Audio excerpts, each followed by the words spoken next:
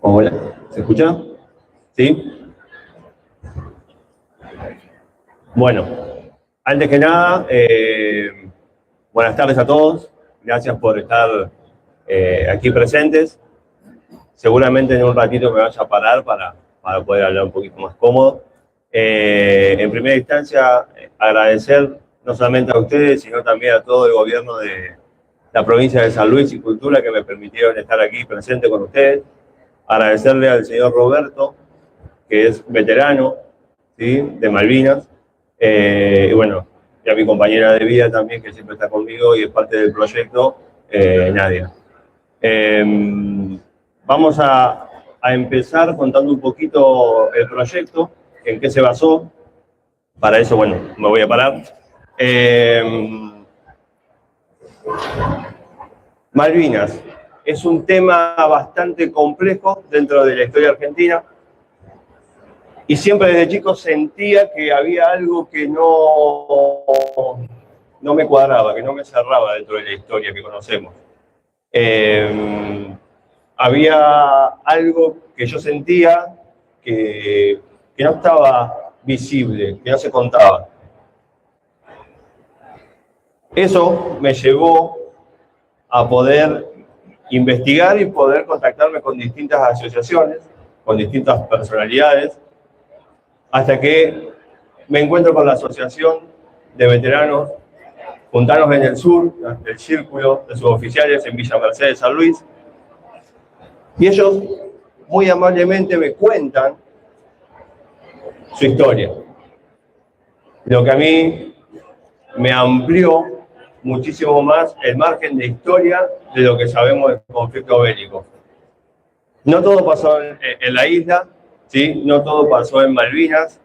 La guerra entre la Argentina y el Reino Unido justamente es eso, una guerra entre Argentina y el Reino Unido, no una guerra entre Malvinas y el Reino Unido. Eso está bueno que lo sepamos diferenciar. Honor y gloria a todos los caídos de Malvinas y honor y gloria a todos aquellos combatientes que estuvieron luchando cuerpo a cuerpo en la isla. Pero también no debemos olvidar de honor y gloria a todos aquellos mecánicos, a todos aquellos soldados continentales, ¿sí?, aquellos pilotos, enfermeras, porque ellos también fueron parte importantísima de la guerra. En este caso, el señor Roberto, que en un rato Roberto Coria, nos va a comentar un poquito de lo que fue su labor. Es importante que entendamos que todo es un conjunto, que nada es individual. De hecho, este es el primer volumen de una trilogía donde reúne 24 testimonios de diferentes profesiones y oficios dentro de la guerra. Tenemos mecánicos de instrumental, mecánicos de armamento, artillería, enfermería, soldados, ¿sí?, todos que cumplieron un rol fundamental dentro del continente. Porque un avión sin combustible, un avión sin mecánico, un avión sin bomba, muchas de las cosas que sucedieron en Malvinas no hubiesen pasado. Entonces no debemos dejar ningún actor fuera de la historia. En mi caso, yo no viví la guerra.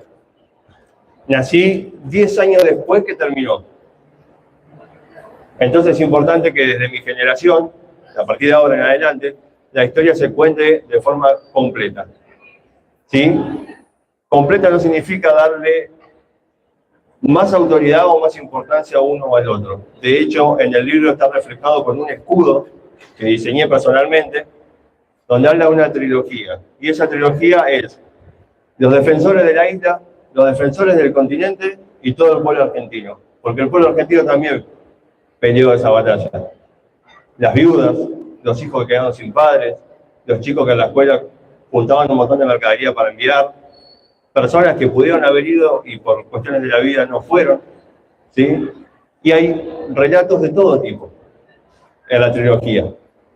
Y son historias que están invisibles, son historias que se conocen muy poco, ¿sí? Entonces, mi obligación, mi deber, que lo hago con todo el amor del mundo, es hacer visible y hacer escuchar a todas estas personas que lamentablemente quedaron opacadas en lo que es la historia de Malvinas. De hecho, no hay que olvidarse que en el continente hubo 17 caídos, casi la misma cifra que hubo en una de las islas. ¿Sí? Entonces, es importante recalcar todo tipo de trabajo, todo es importante, todo fue importante, y es una unidad. Malvinas es algo que lo tenemos muy presente, pero también tenemos que darle ese empuje a la parte de la educación, porque es la única batalla que tenemos nosotros, la única guerra que tenemos como país, sacando la guerra de la independencia, y solamente nos acordamos la semana del 2 de abril. De hecho, hoy en día ninguna escuela habla de Malvinas, y pasaron 10 días, 15. Cuando tenemos el bautismo de fuego, el 1 de mayo, cuando tenemos el 14 de junio, ¿sí? Que es el final de la guerra, y recalcar, en el caso mío, que trabajo también con la Fuerza Aérea, con la 5ª Brigada de Villarreino, al cual también agradezco muchísimo, porque me han abierto la puerta de la brigada de una manera espléndida, para poder tomar testimonios y poder tomar también distintos tipos de material, ¿sí? Y tratar de que Malvinas sea todo el año, que no sea solamente un feriado largo, ¿sí? Que sea solamente una marquita en el calendario del 2 de abril, donde los colegios se vuelven todos locos para traer un veterano a hablar, y después en el mes de mayo, el mes de junio, septiembre, octubre, no nos acordamos de Malvinas, hasta el otro 2 de abril. ¿Sí? Entonces, desde mi punto de vista, desde mi generación que no la vivió, como más de muchos que están aquí presentes no la han vivido, debemos ampliar ese conocimiento. No debemos ser parte del problema. No debemos diferenciar o darle más importancia a un actor que al otro. Cada uno fue importante. Obviamente, el que combatió en la isla, importantísimo. Héroe y nadie discute su labor. Ahora también, los muchachos como el señor Roberto aquí presente, que estuvo 70 días en una base del sur, lejos de su familia, sin saber si mañana iba a estar vivo, pasando frío, miedo, hambre. ¿Para qué? Para que un avión mañana vaya y cumpla su misión, como lo hicieron muchísimos mecánicos. Entonces, hablo de la Fuerza Aérea porque es por ahí con la que más afinidad tengo por el hecho de estar trabajando con ellos, y no sería responsable de mi parte hablar de otra fuerza o de otra brigada. Pero tenemos que entender que es un componente importante. Hoy tenemos muy de moda en la Fórmula 1 a Franco Colapinto. Bueno, sin los mecánicos yo les aseguro que Colapinto no estaría en los periódicos. Y si muchos de los pilotos pudieron cumplir las misiones, que de hecho el 90% de las misiones que se cumplieron en Malvinas fueron efectivas, el 90%, a tal punto de que los británicos pensaron en hacer una retirada, y eso lo pueden buscar tranquilamente porque es información libre. La Fuerza Aérea fue un dolor de cabeza terrible para la flota británica. Entonces, si el avión y el piloto pudo cumplir con esa misión, fue gracias a personas como Roberto, que trabajaron incansablemente, y a muchos otros mecánicos que he tenido la posibilidad. De hecho, hay un mecánico civil que tiene su relato en este volumen, donde él me cuenta que en menos de 15 horas repararon un agujero grande como un casco de piloto para que al otro día el avión esté en condiciones. Trabajaron toda la madrugada para que ese avión pudiera despegar. Entonces no me parece que sea justo ni respetuoso con la historia nuestra, con la historia argentina. Y desde mi punto de vista, separar lo que va a ser el combatiente de la isla con el combatiente del continente no nos va a sumar. Es como que el argentino también está acostumbrado a que siempre tiene que haber un lado o el otro. Es momento de que nos unamos, es momento de que Malvinas sea una causa justa, y que, como hablamos con muchos veteranos, va a volver a ser nuestra, porque los vientos están cambiando. No va a ser, esperemos, de la forma bélica, pero las islas van a volver a ser nuestras como deben ser. Y el que diga lo contrario, a las pruebas me remito. Tenemos un montón de tratados internacionales como la de Plataforma Continental, que se automáticamente tira por el piso cualquier tipo de argumento. Entonces, desde mi punto de vista, quiero agradecerles, quiero mostrarles el reconocimiento que tuvimos con el libro. Aquí lo tengo presente, bien, del Honorable Consejo Deliberante de Villa Mercedes, ¿sí? Por el aporte cultural que se hizo con el libro. La Municipalidad de Villa Mercedes me dio un decreto 1719 de interés municipal. ¿Por qué? Porque estas historias no se conocen y son importantes. Porque el segundo volumen vamos a ver el relato de una chica enfermera que con 16 años la llevaron a la guerra.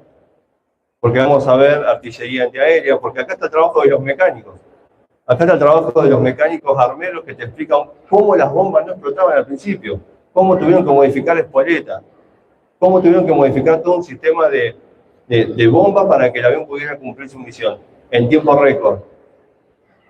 Y los invito a que hagamos un poquito de reflexión todos juntos, que pensemos y nos pongamos en el lugar. Aquí tenemos presente también otro mecánico de otro de los aviones, al cual le agradezco mucho, del avión Mirage, en el caso de Roberto de A4, que nos pongamos a pensar que uno de los muchachos que dio el relato, que es el número 2, el señor Mario Iceta, él fue al sur a cumplir su trabajo, su deber, fue desplegado al sur, ¿sí? Y tenía una nena de 1 año. De hecho, hay hasta pilotos que tenían a su mujer embarazada en el momento de ir a la guerra y cayeron en batalla. Su hijo nació y su padre había caído en Malvinas.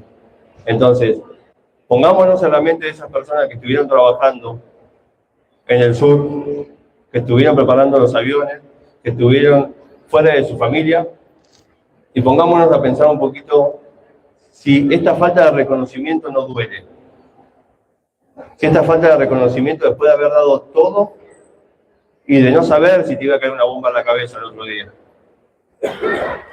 Y que después tu país te diga que vos no tuviste la guerra o hacer cosas como las que están sucediendo. Este libro no impone absolutamente nada. Simplemente abre el camino para que la historia de Malvinas sea contada completa, para que la gente sepa todo lo que sucedió en el Teatro de Operaciones del Sur. Así que desde mi humilde lugar, acá estamos haciendo la presentación de Malvinas, protagonista de la historia, manos que preparaban la misión, justamente enfocándonos en el trabajo importantísimo de los mecánicos de armamento. En total, la trilogía cuenta con 24 relatos. Ya hay planificados para el 2027 otros libros más, porque se ha abierto mucho la cancha con el tema de este libro. Se han contactado veteranos de San Juan y de otras provincias que quieren dar su testimonio. Y es importante porque esto es historia viva. O sea, hoy en día están acá. Hoy en día los podemos saludar, los podemos abrazar, podemos llorar con ellos y podemos entender lo que han pasado, respetarlo como deben ser. El día de mañana, cuando no estén, va a quedar esto. Así que desde mi lugar les agradezco un montón por el tiempo que le han dedicado a este espacio y le voy a ceder la palabra a uno de los héroes que tenemos aquí en el país, el señor Roberto. Venite al medio. Dale. Bueno. Buenas tardes a todos, chicos. ¿Se me escucha bien? ¿Sí? Mi nombre es oficial mayor retirado del gobierno de Malvinas, Roberto Cotia, mecánico de aeronaves del sistema de armas A4, ubicado en la provincia de San Luis, exactamente en Villa Reynolds. Para los que no son de allá, Villa Reynolds es un lugarcito que queda a 13 kilómetros de la ciudad de Villa Mercedes, y desde ahí se inicia nuestra aventura de esta tan noble gesta, porque así la tenemos que llamar. Antes de seguir, lo voy a agradecer a Leonardo, le voy a agradecer infinitamente al gobierno de San Luis, porque siempre están al lado nuestro, apoyándonos en nuestra tarea de desmalvinizar y de que ya debemos estar llegando a las 280 escuelas en la provincia y en escuelas de las provincias alrededores, en las que somos convocados nada más y nada menos para contar lo que hicimos, para crear conciencia,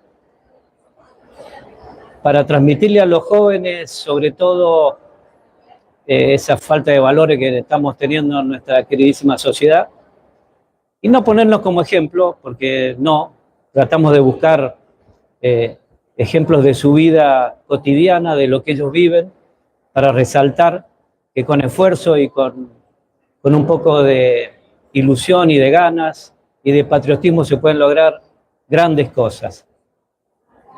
Cuando Leo me convocó, yo dije, bueno, no me voy a poner a charlar como las charlas que damos en el colegio, porque si no tendríamos que estar un rato largo, pero es muy importante que ustedes sepan 2 o 3 datos que son muy interesantes. Entre los mecánicos y los pilotos había un promedio de 28, 25 años de edad. Los más grandes, los mecánicos más grandes tenían 25 años. Yo tenía 21 años en esa época. Hacía poquito que había egresado de mi colegio militar. Ya había hecho el curso del avión, porque para poder trabajar con el avión tenés que hacer un curso. Pero mi experiencia era muy poca, no tenía mucha experiencia. Lo que sí tenía unos grandes maestros, que era el personal civil que trabajaba en la Fuerza Aérea, que era importantísimo, y los suboficiales más antiguos, que eran los que nos guiaban y nos enseñaban. Es doloroso, pero los que estamos contando esta historia somos los jóvenes. Ya muchos de ellos no están, algunos por cuestiones de salud, otros por otras razones, pero ellos no están. Nosotros tenemos la misión de contar lo que hicimos, de lo mucho que nos dejaron, y esa es un poco la idea de este libro, de que ustedes logren entender un poco la trastienda o de todo lo que está por detrás de un avión que pone una bomba, ¿sí? Hay un piloto que ha estado mucho tiempo acá dando charlas, el Comodoro Carballo, y él pone un ejemplo que es muy, muy lindo, y es que nosotros tenemos que imaginarnos una lanza en la que la punta son ellos, la punta que es de metal, y esa lanza sin esa madera o sin esa tabla, lo que sea, no sirve para nada. O sea, no tiene dirección, se cae, no llega. Bueno, todo eso que está atrás de la punta es lo que trata ese libro, ¿sí? Trata de cómo se preparaban los aviones. Bueno, mi relato que va a venir dentro de... Yo ya le estoy vendiendo el tercero. Mi relato que va a venir en la tercera edición, hablo sobre lo que fue... Recién estaba con una chica de Río Gallegos, la tintorería de Río Gallegos, lo que hizo esa persona fue impresionante. Es muy cortito y se los voy a contar. El avión de combate, cuando hace un escape, necesita velocidad para salir de la línea de fuego, y muchas veces era necesario eyectar los tanques externos. Esto que ustedes ven grande acá abajo son tanques de combustible. No teníamos muchos aviones, no teníamos muchos tanques, entonces se trató de coordinar de que no los eyectaran porque los necesitábamos. Por supuesto que volvían todos agujereados esos tanques, y es un tanque de combustible. El avión, ellos volvían de atacar aproximadamente entre las 3 y 4 de la tarde, ya más no, y nosotros empezábamos a reparar los aviones, en el que teníamos 3 turnos de trabajo. Se trabajaba toda la mañana, toda la tarde y toda la noche, muchas veces al aire libre, y Río Gallegos es interesante al aire libre, pero se tenía que hacer. Como ese tiempo se prolongaba, nosotros no llegábamos a tener al otro día el tanque reparado. Entonces, bueno, se coordinó con una tintorería de Río Gallegos adaptar una manguera de su máquina de vapor, y nosotros a las 12 de la noche aproximadamente llevábamos los tanques a la tintorería, se adaptaba la manguera de vapor, le sacaban los gases, veníamos y a las 3 o 4 de la mañana el avión estaba reparado. Siempre lo pongo como ejemplo para que ustedes sepan de que la guerra no fue solo de las Fuerzas Armadas. La Argentina estaba en guerra. Cosa que los que hemos estado en el exterior por cuestiones de capacitaciones, siempre nos dicen, ustedes, el país estaba en guerra. ¿Sí?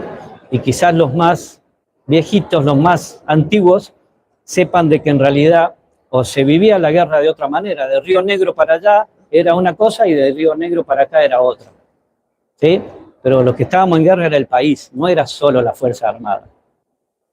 No nos vamos a poner a discutir cuestiones políticas, pues no tienen nada que ver, pero era así.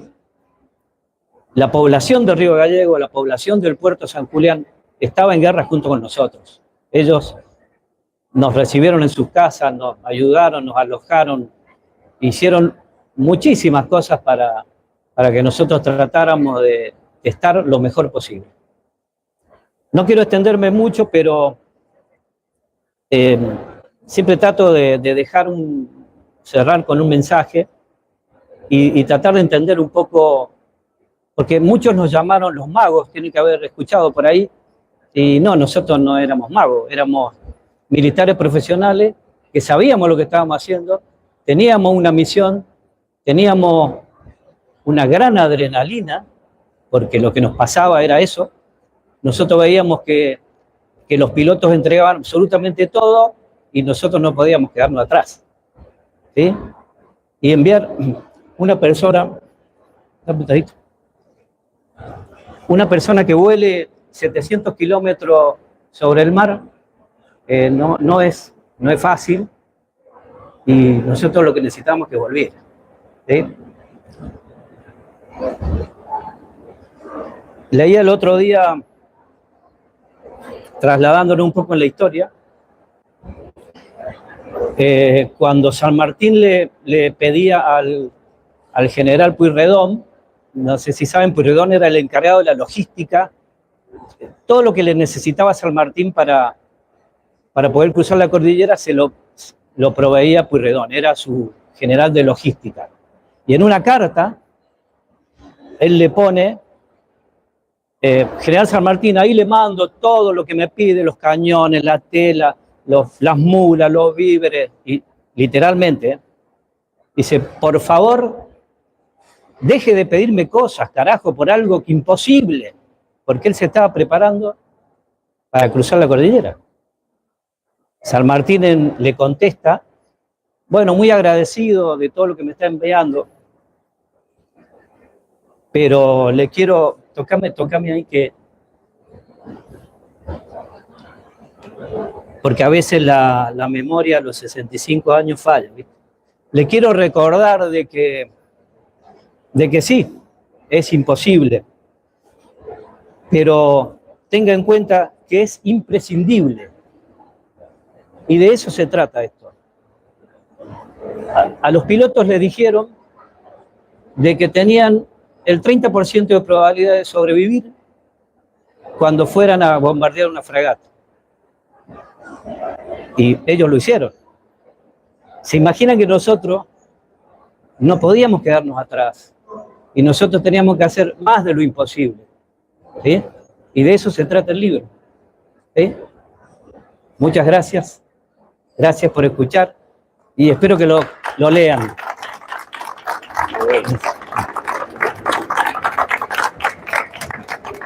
Bueno, agradecido también al señor Roberto Coria para ir cerrando. Te voy a sacar el micrófono. Para ir cerrando ya la charla, agradecer nuevamente a todo lo que es la provincia de San Luis. Tengo entendido que del Instituto de Formación Docente Continua, donde yo también me estoy preparando como profe de historia, están observando, así que el vivo que justamente mi amiga Daniela está transmitiendo desde su canal de YouTube.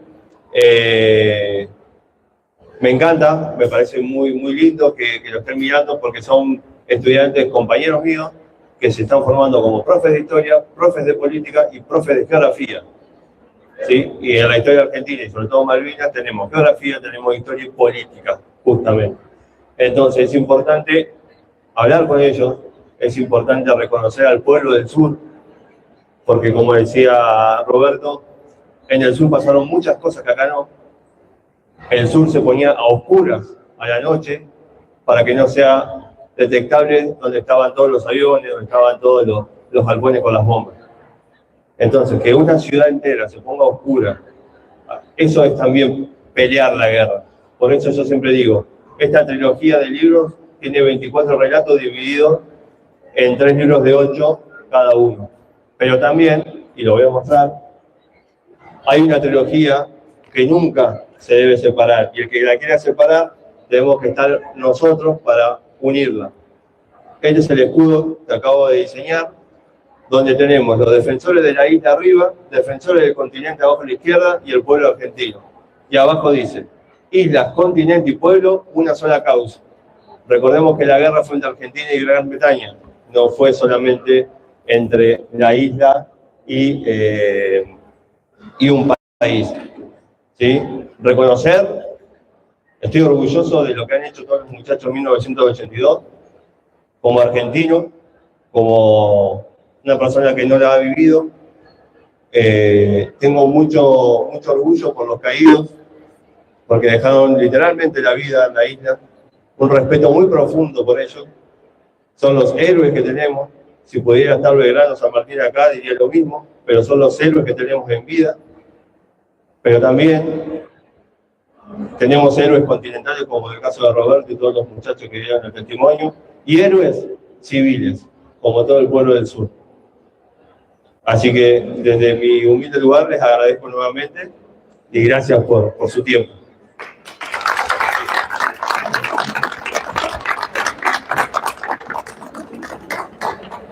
Felicitaciones. Felicitaciones. Bueno, gracias. Muchas gracias. Esperemos que No le diste la palabra.